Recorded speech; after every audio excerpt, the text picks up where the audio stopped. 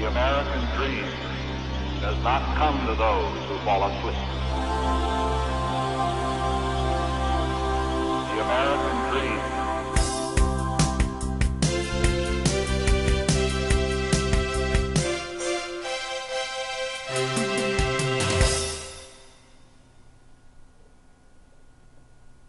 Hi, welcome back. Again, my name is Paul Gruber, and this is the Pronunciation Workshop's second session. I hope things have been going well since we last met. I would like to just mention again that there are literally hundreds of languages around the world, and every language has its own set of characteristics. What I've done in this program is to address the most significant pronunciation errors made by most foreign speakers. Now, you may find that not every lesson pertains to your individual pronunciation problem. If that's the case, well then that's great because you've got less to work on. But I'd hate you to miss out on anything important. Therefore, I still do recommend that you watch all of the sessions in chronological order from the first session to the last session to get the most out of this program. And then later on, if you feel you need more practice, review the sessions which you feel may need more attention. Okay, let's get started with today's session. In this video, we are going to talk about voicing. We'll also talk about consonant pairs and what they are. And then we'll cover S sounds and Z sounds. Okay, here we go. Voicing. You're going to hear me say this word a lot, and you need to understand what it is and what I'm talking about. All speech sounds, all of them, are either voiced or unvoiced. Now, what does that mean? Well, first, let's take a look at this video. It may look a little bit disgusting. Do you have any idea what this is? It looks like something is opening and closing. I'll give you a hint. You've got a pair of these and you use them when you speak. Any idea? Those were vocal cords. Vocal cords are those tiny muscles that are right here in your throat that vibrate quickly and create sound, and that sound is your voice. Now you can easily make your vocal cords vibrate by just saying ah. That's it. That's voicing. Voicing is when your vocal cords are vibrating, producing a sound. And you can feel the vibrations if you put your hand right here on your throat. Do this with me. Put your hand on your throat and nice and loud say, ah. Do you feel the vibration? Those are your vocal cords vibrating. Now all vowel sounds are voiced. Ah, o, oo, a, e. You cannot produce a vowel sound without voicing it. Nothing would come out. You see? You need voicing. Ah. So all vowels are voiced. Now consonants are a completely different story. Some consonants are voiced and some consonants are not voiced. And many consonants are what we call paired. So let's talk about paired consonants. Let's look at the sound the letter P makes. P, p, p. That's the sound of the letter P. Are your vocal cords vibrating when you're saying the sound P, p, p, p? You feeling any vibrations in your throat? No, your vocal cords are not producing a sound. So therefore, the P sound is what we call unvoiced because there is no voicing. And this is the sign I'm going to make when there is no voicing. So now let's look at the same sound, the P sound, p, p, p, but this time we'll add voicing by vibrating our vocal cords. Now we won't change a thing with our mouths, we'll keep that the same, we'll just add voicing. So what happens to the P sound? P, p, p, p, b, b, b, b, b. It becomes a B sound. Watch again, P, no voicing, p, p, p, b, b, b, B voicing. B, b. You see that everything here stays the same. The only difference is my vocal cords are either vibrating or they're not vibrating. So we say the P sound and the B sound are paired consonants. They are produced exactly the same way here in your mouth, but the P sound has no voicing and the B sound, b, b, does have voicing. Okay, having said that, let's look at another set of consonants. How about the letter T? What sound does that make? T, t, t. that voiced or unvoiced? T, t, t. It's unvoiced. Your vocal cords are not vibrating. T, t. Now don't change a thing with your mouth.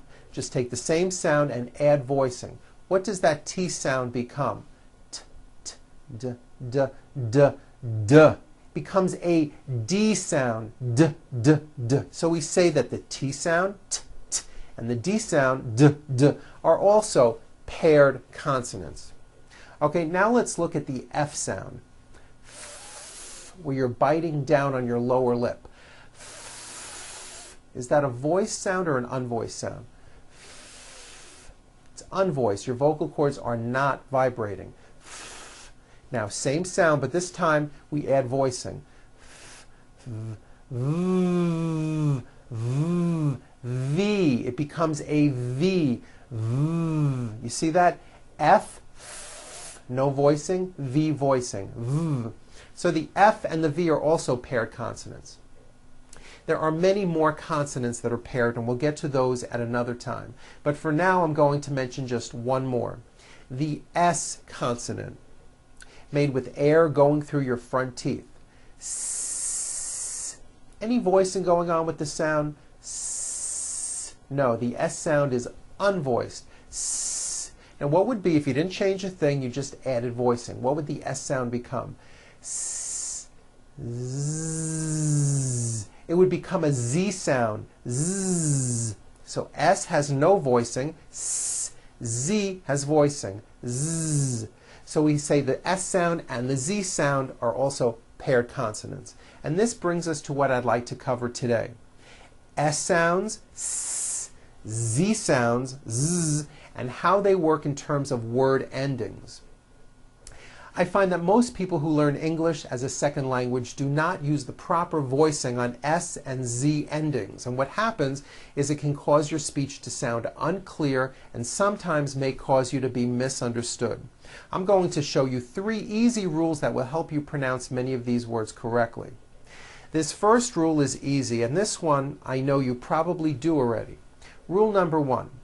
If the last sound in a word is unvoiced and you're adding an S, well then the S remains unvoiced too. Let me explain that. Take the word cup. Cup. It ends with an unvoiced P. P, p, cup. P, p. Well then if you add an S to the word cup to make it plural, the S you add also remains unvoiced. So, for example, you have 1 cup or 2 cups. There's no voicing at the end of that word. The S remains unvoiced. 1 cup, 2 cups. That's easy. You already do this. I'll show you another word. Cat. Cat ends with an unvoiced T. T, t. 1 cat, 2 cats. Again, the S ending is unvoiced. Cats. Now this also goes for verbs, like in the verb break.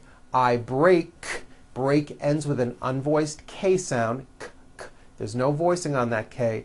So when you put the word in the third person, he breaks, the S you add also remains unvoiced. He breaks.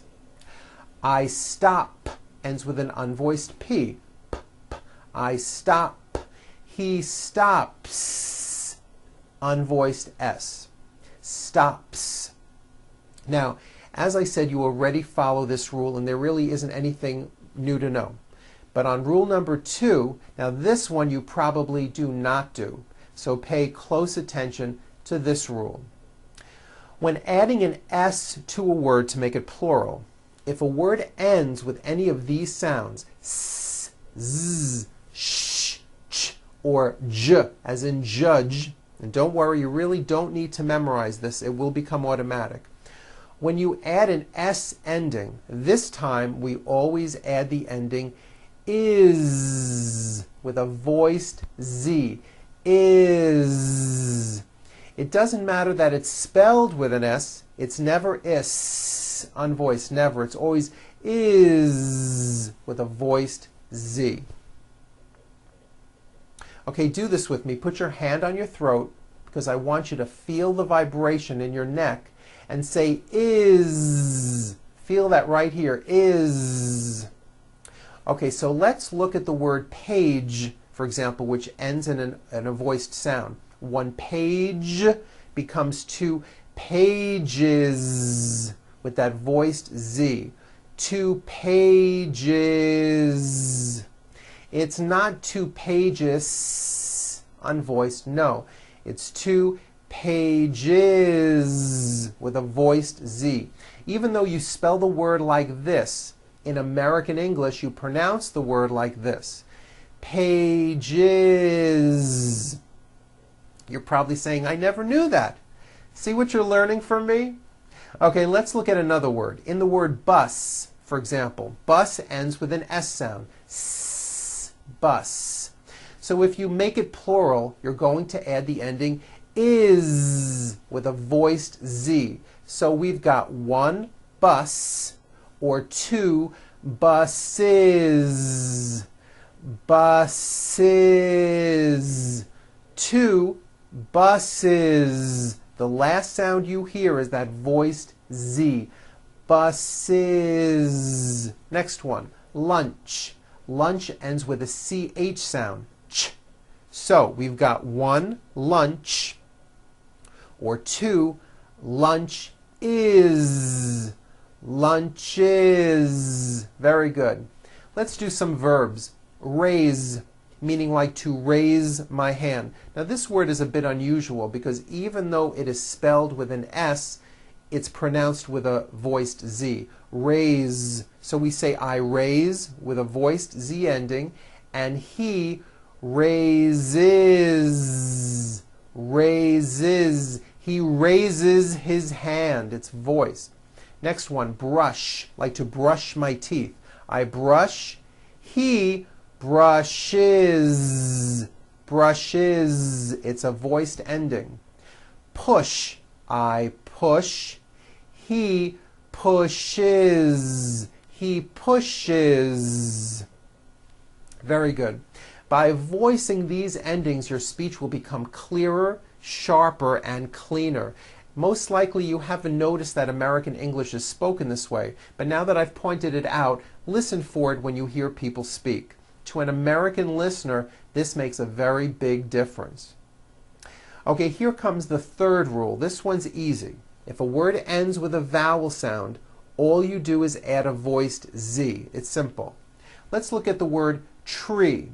The last sound you hear in that word is the vowel E. And remember, a vowel is always voiced. So the word ends in a voiced sound. Tree. So what you want to do if you're going to add an S to a word like this to make it plural is you continue the voicing throughout the whole word and add on a voiced Z. So here we go. You've got one tree or two trees. It's not trees with an unvoiced S. It's trees with that voiced ending. You see that? Another example, the word day. It ends with the vowel sound A. So you have one day or two days. It's not days, unvoiced, it's days with a voiced Z ending. Next one, shoe.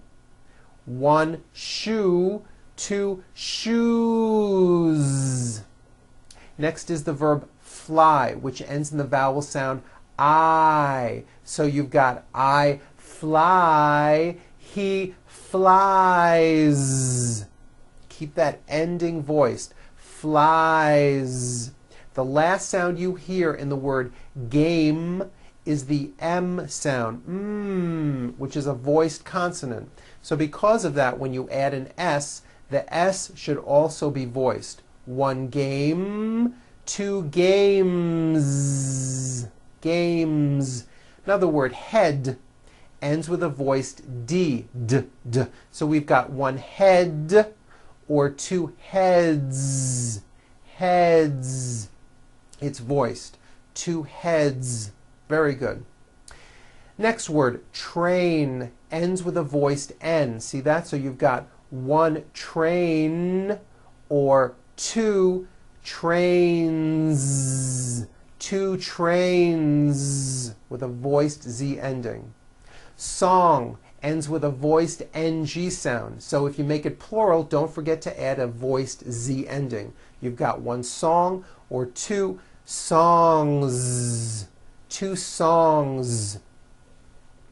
Now, what I just showed you takes some practice to actually incorporate it into your English, but I can tell you from past experience that most of my clients were able to master these S and Z voiced endings in just a few weeks. Okay, now for something else. As you know by now, English is a difficult and a crazy language. All these words that I'm going to show you now are written with an S, however, they are all pronounced with a voiced Z. Why this is, I have no idea, but this is how English is. Here we go. The word is, it's not is on voice, it's pronounced as if it were a Z. Is, this is good. You hear that? Is. His, same thing. It also has a voiced Z ending. His mom is Mary. As, you pronounce it with a voiced Z. As the phone rang. Was, which is a very common word. It was raining. These, voiced ending. These are my children. Those are my books. Easy. Again, the S is like a voiced Z. Easy. This is easy. Because, which is another common word, because we were late. Okay, now let's do some practice with reading passages. Each of these has many voiced and unvoiced S and Z sounds. All of the voiced Z sounds you will see are underlined. If you've printed out the training manual using a color printer, you'll notice that the voiced Z sounds are all printed in red. This will help you visually see which sounds should be voiced. I'm going to go slow and exaggerate the sounds. You may just want to listen to me first, then stop the video, practice on your own, and then later on watch this video again and practice it with me. Whatever feels right to you. Now this first one has many voiced Z sounds. Here we go. Another zippy, zappy, crazy day comes to a close as we zoom up to Joe's snooze zone. Zoe Jones of Zodiac Zoo plays with her zipper. Very good. Next one. Last week, Jim's brothers were picked to represent their country in the Olympic Games. Two of the brothers were swimmers, while the other two were long-distance runners. All of the brothers wore glasses. These athletes worked hard at qualifying for the games and were hoping to come home with prizes. Since the brothers go to the same university, they often take the same courses. This makes studying easier and gives them more time to do other things. Okay, here's the last one. On Thursday, I had a very lazy day. I woke up early and first squeezed oranges into juice. I then got dressed and watched the sunrise come up over the mountains. It was so beautiful that I took many pictures with my camera and I used 3 rolls of film. After drinking 2 cups of coffee, I got dressed, left the house, and walked 3 miles home. Very good. Now another good way to practice these voiced S and Z endings is to do a naming activity. What you do is you just sit in your room and out loud name everything you see, first in the singular form and then in the plural form. For example, you look around and you say out loud, 1 door, 2 doors, with a voiced Z ending. 1 table, two tables. One computer, two computers. One light, two lights. Some of my clients found this to be very helpful. In addition, try listening for these voiced sounds when you hear native-born Americans speak. It's very good ear training, and that'll help you improve. Soon, slowly begin to put these sounds into your own speech. You'll find that by adding these voiced endings, your English will sound cleaner and people will have an easier time understanding you. Believe me, it's going to really make an improvement. Before we finish, I have one more suggestion that comes from clients who have taken this program. I think it's a really good idea. If you can, find a very small mirror and attach it maybe with some tape right onto the side of your computer monitor, right next to the screen. By having a mirror right in front of you during our sessions, you can easily read the text on the screen, watch my mouth, and then look right into the mirror at your own mouth. You'll be able to compare your mouth with what I'm doing, and you'll know whether or not you are forming your lips and tongue into the correct positions. Through imitation and following my instructions, you're becoming closer to speaking with an American accent. Well, that's it for today. Relax, have fun, and practice what I've shown you. Until next time, I'm Paul Gruber with the Pronunciation Workshop, and I'll see you at our next session.